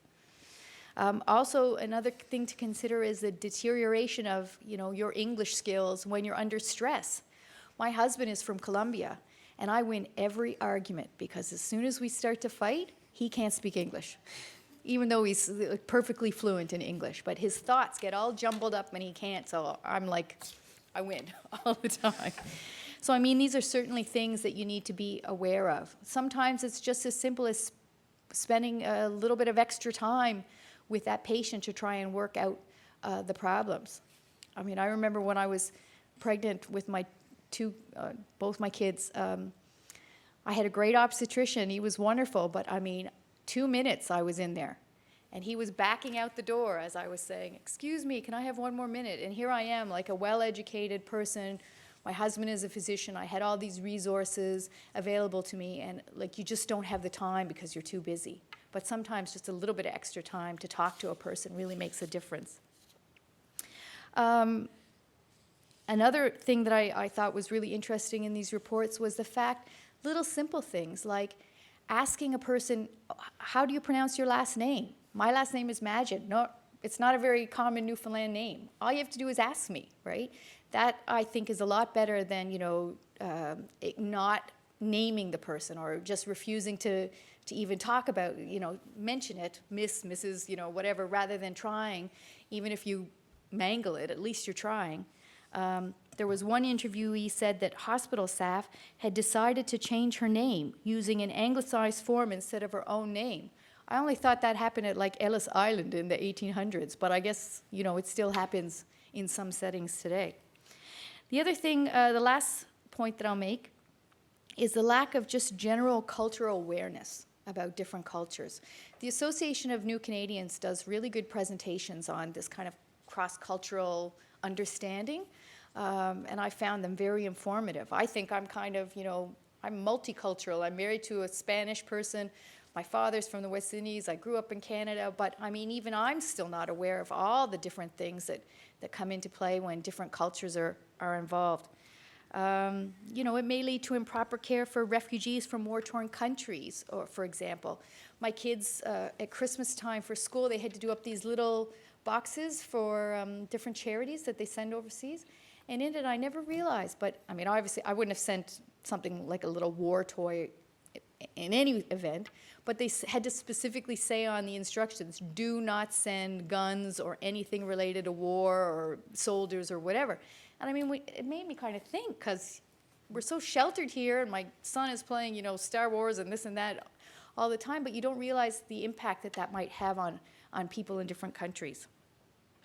And one other example that I'll take from this report, a doctor's lack of knowledge about a patient's culture led to an instance where the patient stopped taking important blood pressure medication during a religious fast and ended up in the ER.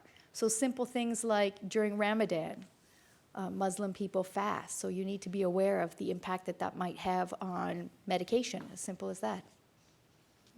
Interesting, for sure. Jill, your thoughts? George, do you want to go next? Because you were last time. So. Go ahead. Go ahead. Ploy brunch. All right, thank you. A lot of what Carrie said is really resonates, I think, with what goes on here at the medical school in terms of trying to educate the physicians of tomorrow about the importance of culture and stereotypes and meeting the needs of a very diverse population. If we start with body image, there's a lot of work been done. In fact, there's a nurse in the Faculty of Nursing, Pam Ward, I don't know how many of you know her, recently got her PhD, who does a lot of work on body image and obesity and what's called the obesity panic, and the way that obesity as a health problem has now been sort of framed. It draws on all those social values that I was speaking about earlier. So we now imbue this notion of a health issue with ethical and moral and social implications. It's bad to be obese, and there must be something really negative about the way you live. And so there's a lot of work being done. We need to work on health as the fundamental concept. And so the fact that we have perhaps in this one case a 19-year-old underweight who's overdosed, obviously an unhappy, mentally ill young woman, she's underweight, and then we have a woman who's overweight and wants to get funding for her child to be involved in some kind of sports or recreation activities. So we have someone who's actually taking some very positive steps for their child to promote health. And so chances are that 350-pound woman might be actually held to account for not only her own weight, but the weight of her child. Instead, we should be congratulating an initiative to promote health and well-being. There's no reason to assume that, first of all, the woman and her daughter are unhealthy. We should be assuming that they're making steps to improve their health and not hold them to account on some level.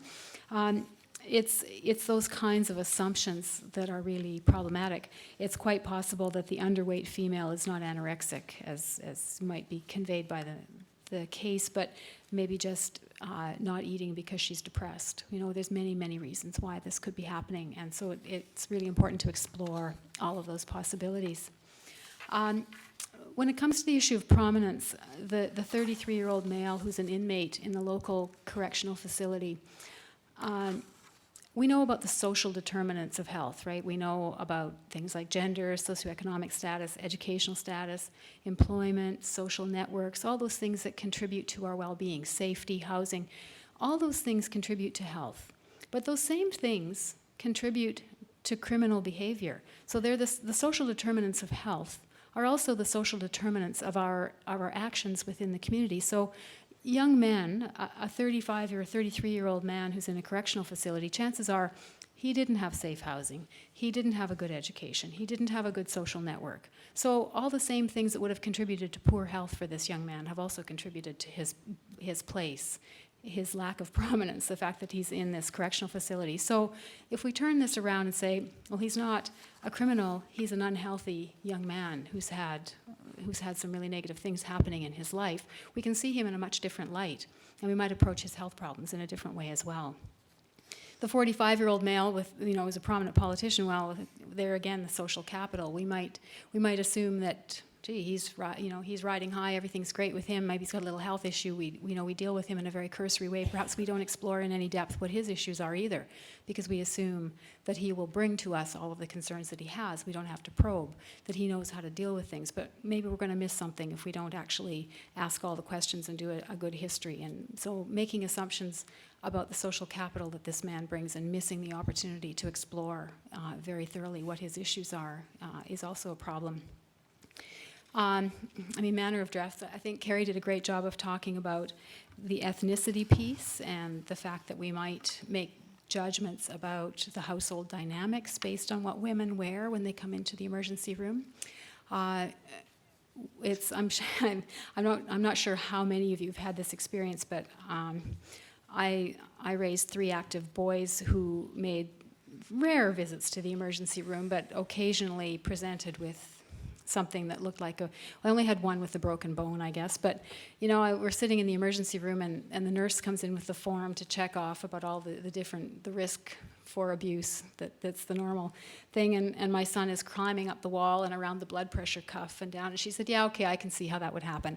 But it's when you start making assumptions about the capacity of an individual to care for their child based on what they're wearing that we really run into trouble. So someone who's not dressed particularly well. I'm thinking about that case in Toronto this weekend where the young woman gave birth on the sidewalk, walking to the hospital in the Jane and Finch area, which is not a particularly wealthy area. She arrives in the hospital, they make an attempt to resuscitate this baby, and then decide the baby's dead, put it on a gurney and put a sheet over it, and the child survived. The policeman noticed that the child was breathing. What stereotypes do you think might have contributed to that situation? If you're just thinking about what the woman looked like, what kind of social capital she presented with, I think that's probably a situation where stereotypes played a big role in how that child was treated. I guess mom and baby are doing quite well now, but that was the first thing I thought of was, oh my, I wonder what they were thinking. Same with Aboriginal women. There's an overwhelming assumption that Aboriginal women, especially young women, that come into the emergency room are perhaps drug seekers and that they're probably in the sex trade.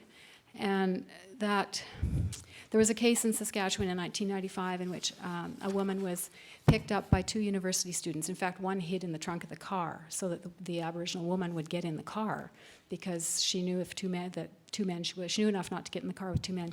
They beat her to death. And it turned out at the trial, the judge actually said, well, we have to take into account she was a prostitute. Well, it turned out, in fact, when her family were interviewed, she was a mother, she was a daughter, she was a sister, she was a pillar of her community, she was very supportive of other people in her community. She decided that 2 nights a month, she would turn tricks in order to gain a little bit of extra money. She was really strapped for cash on social services, so she decided 2 nights a month she could do this just to get a bit of extra cash. So the assumption that, we know what's going on with those women is really, I think, dangerous. So anyway, I'll wrap it up. Thanks. Okay. George, your thoughts? I have a lot of thoughts. We don't have a lot of time, but all these examples that we have in terms of, body image, prominence, manner of dressing, culture, it may be different scenarios, but it all boils down to one thing. These are the sense of otherness that we have created because they don't fit the mold. So we can exhaust a lot of potential examples where we have stereotypes, and the list could be endless. But the fact is that we have this towards them because they don't fit the mold that we have set for ourselves, or that how we're socialized to view these people or them. Some people get upset with these people.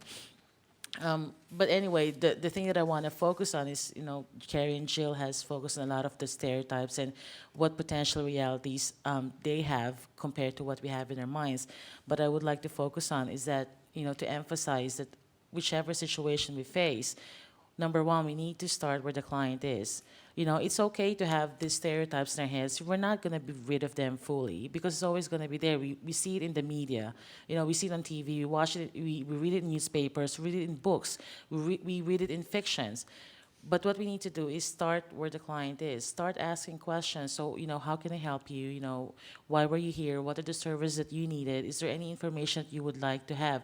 By asking these non-leading questions, we are letting the person determine what her reality is or what his reality is, what their perceptions are. One of the quotes, again, that I really like is that we have to be careful not to let our professional desire and obligation, you know, to help, to override a person's right to self-determination. Sometimes we feel that as professionals, we're here to help. We're here to help these people or them make the right decision, the best decision. But sometimes in this desire to help, we are overriding that person's capacity or right to determine for themselves what they should or should not have. So that's the basic thing that I would like to share with you. And when she was speaking of English language capacity or ability, I was trying to sound more Canadian. So I'm sure I've shared this with a lot of you. Some of you have heard this. And in my attempt to sound so fluent, I started saying to my husband to please focus. And we were with a group of people, focus, focus, focus. And then those poor people probably thinking I'm pervert or something, but I was trying to say focus. I was trying to sound, you know, anyway, but you know what I'm trying to say? If you're going to judge me based on how I pronounce things, then I'm doomed. People will be wondering why I'm even holding the social work title. But I mean, you know, like using sense of humor is also very helpful. Sometimes we find ourselves in a sticky situation or we've slipped up. Like, for example, I thought I was being so educated when I asked this woman who was physically, verbally abused, and I said to her, you know, why is it that you didn't leave? I asked her that, and she looked at me and she said, when will people stop asking why he didn't leave? When will people start asking why wouldn't he stop? Like, you know, those things, for us, the ability to be able to admit, okay, I made a mistake, I apologize. We need to actively solicit feedback from our clients. Okay, again, what I said earlier, I'm not very familiar with this situation, so please let me know if there's anything at all that has offended you with how I'm asking things. Just by being humble that way, injecting humility in our practice can go a long way in establishing trust and communication with our service recipients, no matter how they look, no matter, you know, what they wear, no matter how they say things. These are all very basic things that would help us a lot. And also, like, if we try to, you know, practice using strength-based perspective, always try to find, like, for example, the lady who has brought her 10-year-old daughter who weighs 100 pounds, the fact that she came forward asking for funding to help her child is a strength on her part. She wants to have a better life for the child than what she probably had, right? So instead of looking at it as, my goodness, it's your fault, you deserve it, then look at it as, she's coming, she's aware that she needed help, and she's coming forward. It takes a lot of courage to do that.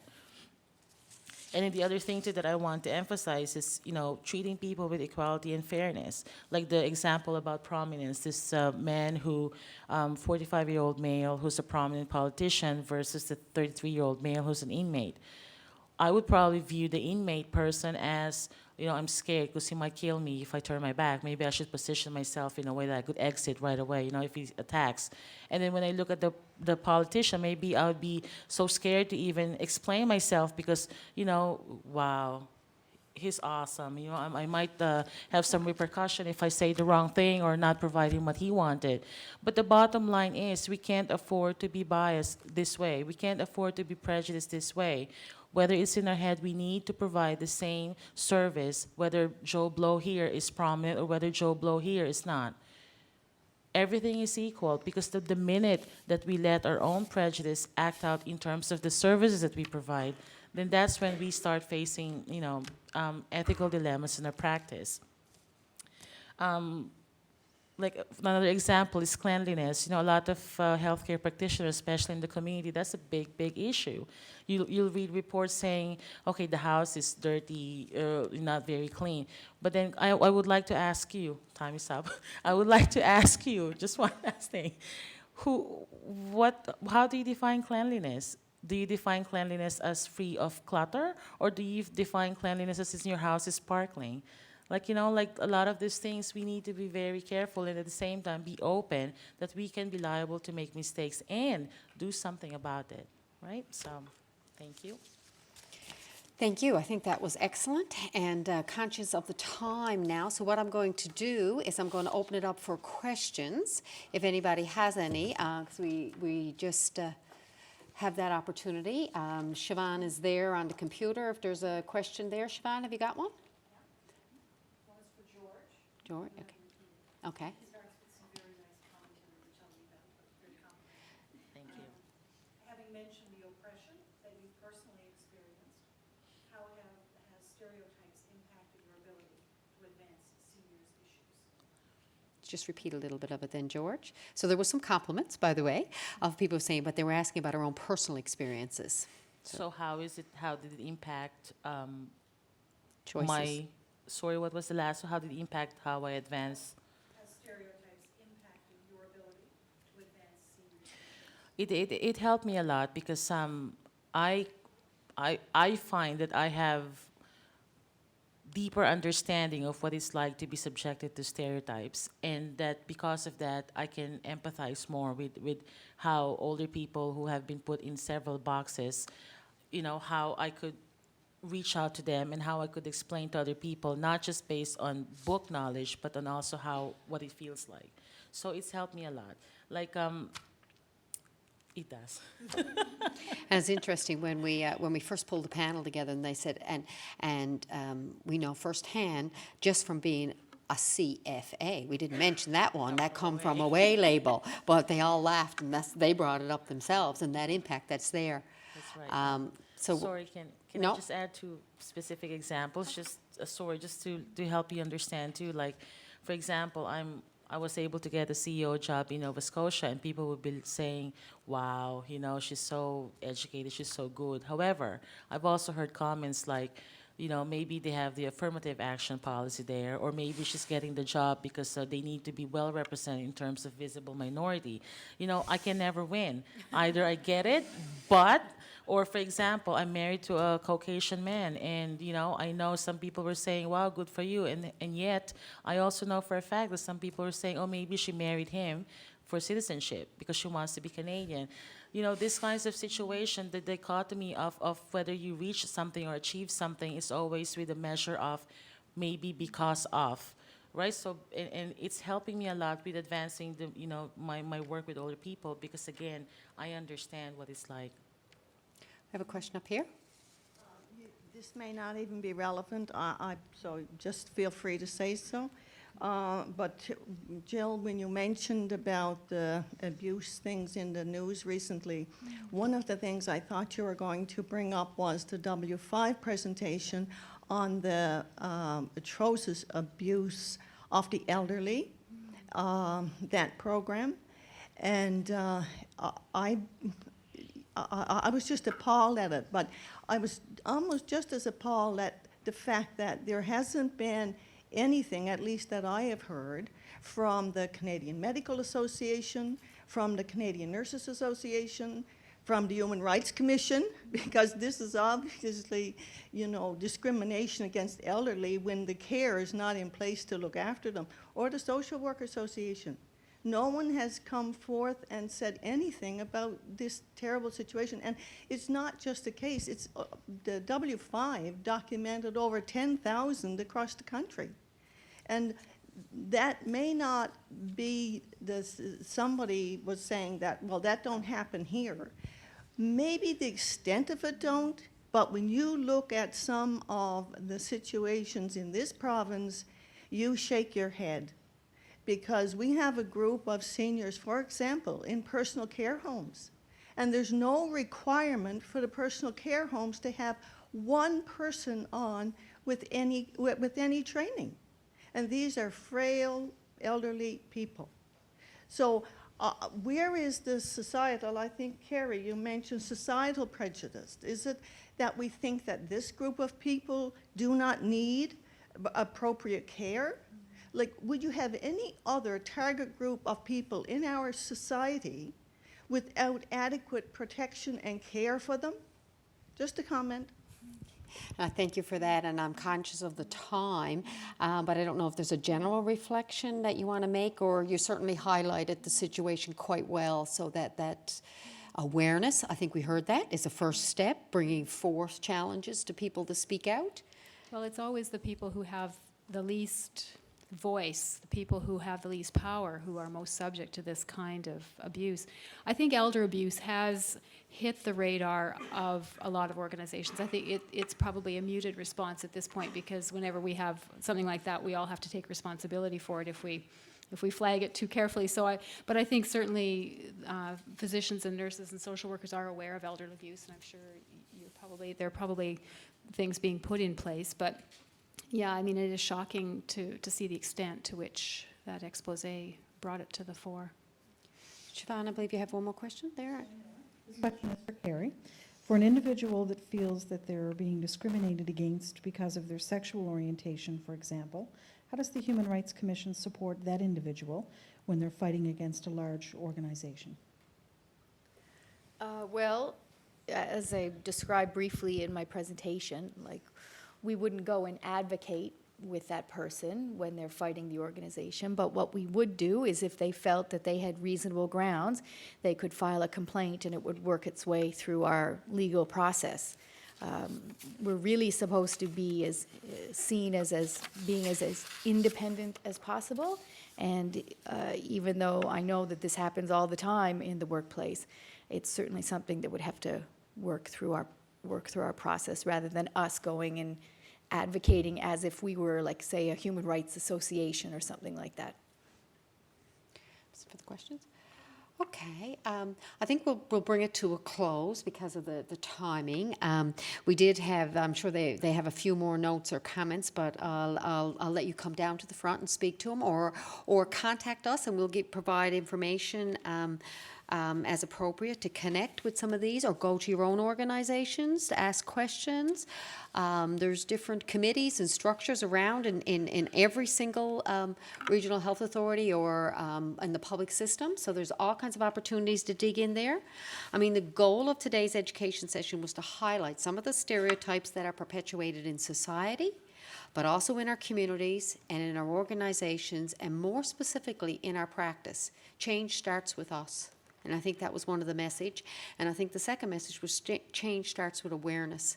And I think the speakers did a phenomenal job of bringing that awareness to the forefront. I think they've also given us some resources, to think about, and simple things like step back and ask, how do you say your name?